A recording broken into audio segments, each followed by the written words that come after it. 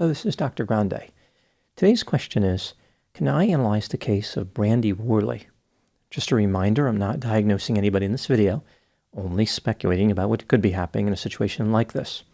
If you enjoyed this video, please like it, subscribe to my channel, and consider supporting me on Patreon. I will put the link to Patreon in the description for this video.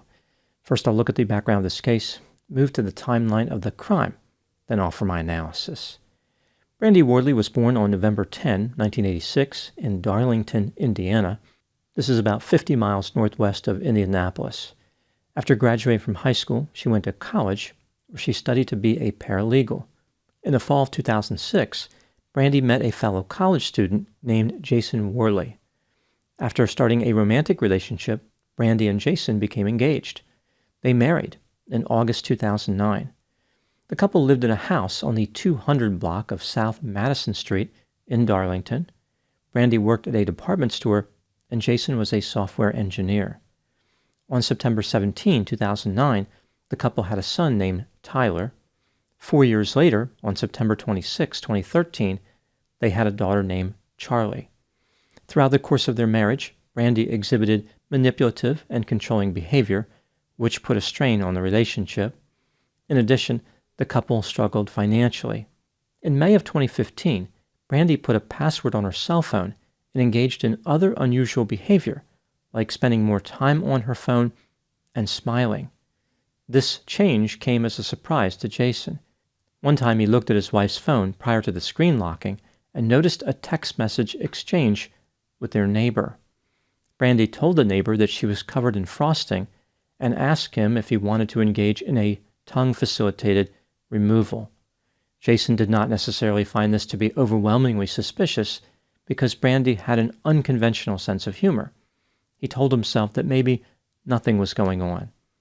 Later, Jason noticed that Brandi was occasionally turning off the GPS on her phone as if to conceal her whereabouts. After convincing Brandi that he was going to install antivirus software on her phone, Jason installed software that allowed him to monitor his wife's messages and activate her GPS. Not long after this, the neighbor's girlfriend went out with Brandi to see a movie as the neighbor stayed in Jason's residence. Jason and the neighbor sat across from each other in the living room as the neighbor and Brandi were exchanging text messages. Jason knew about this as it was happening because of that software he had installed on Brandi's cell phone. During this exchange of messages with the neighbor, Brandi sent over an image of herself engaging in explicit behavior while in a bathroom stall. One could say that her activity was digitally enhanced. Brandi and the neighbor talked about their plans to have sex and indicated that they loved each other. When Brandi and the neighbor's girlfriend returned from the movie, Jason confronted Brandi and accused her of exchanging inappropriate text messages with the neighbor. Brandi initially denied doing this, but then Jason showed her the messages. Now her story changed. She admitted responsibility, but suggested this was the first time her communication with the neighbor had become heated. Brandi tried to deflect responsibility by accusing Jason of cheating. Jason explained how he was going to take the children and leave, but Brandi stopped him by issuing a threat. She would reveal how Jason had attempted to bring an end to his own life when he was in high school, which Brandi believed would negatively affect Jason's ability to retain custody of the children. Brandi's intent was to leave the residence with the children and live with her mother. In the meantime, Jason and Brandi slept in separate rooms. Eventually, Jason asked Brandi to stay and work things out. She agreed, but insisted that he apologize to the neighbor. It appeared as though Brandi had ended her relationship with the neighbor, but sometime later, Jason noticed that Brandi had sent images to the neighbor again. She explained how this was an accident. Jason was the intended recipient and not the neighbor. Now moving to the timeline of the crime. On November 15, 2016, Jason confronted Brandi and indicated that he was going to divorce her.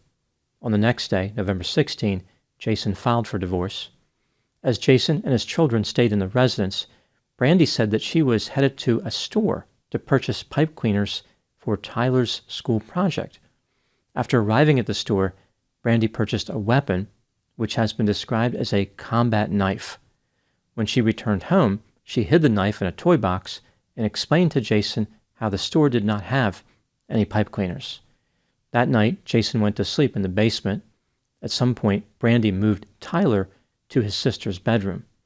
During the early morning hours, now on November 17, 2016, Brandi retrieved the knife she had purchased earlier and stabbed 7-year-old Tyler multiple times in the neck. He did not survive.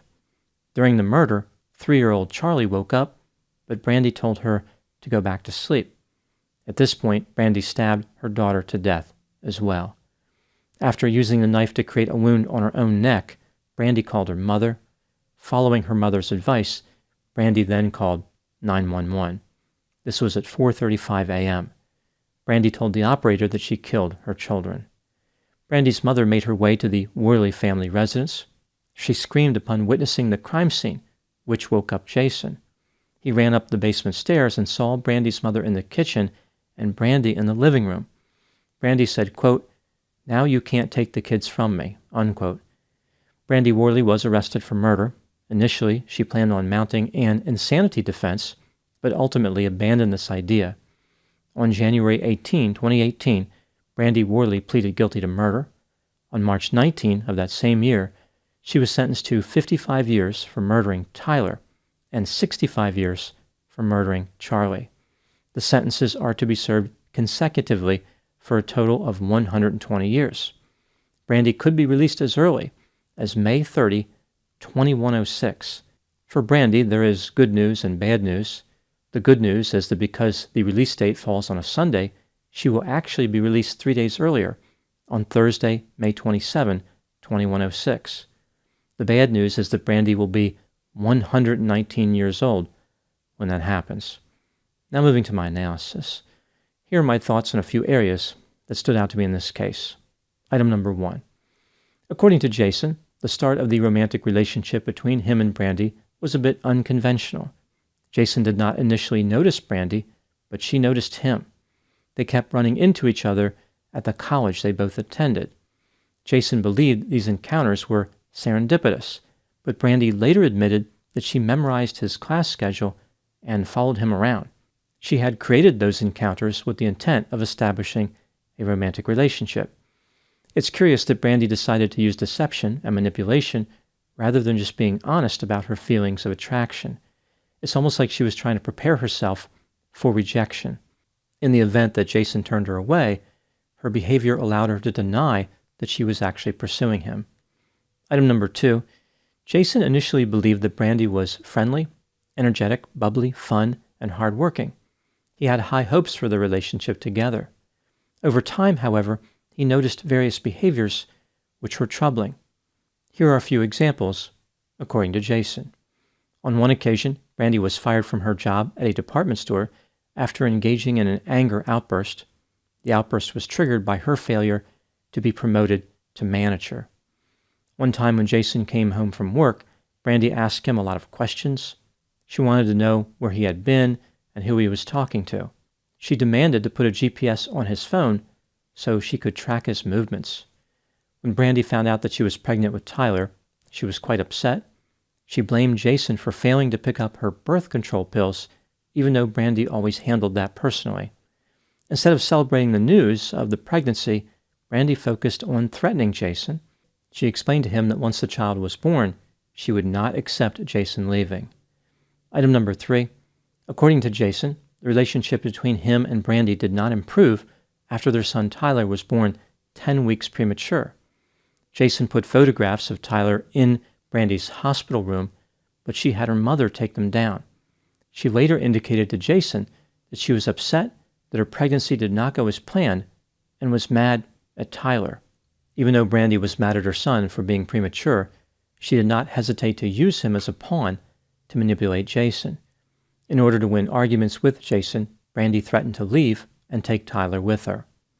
On one Father's Day, Brandi did not do anything special for Jason, which led to him being upset.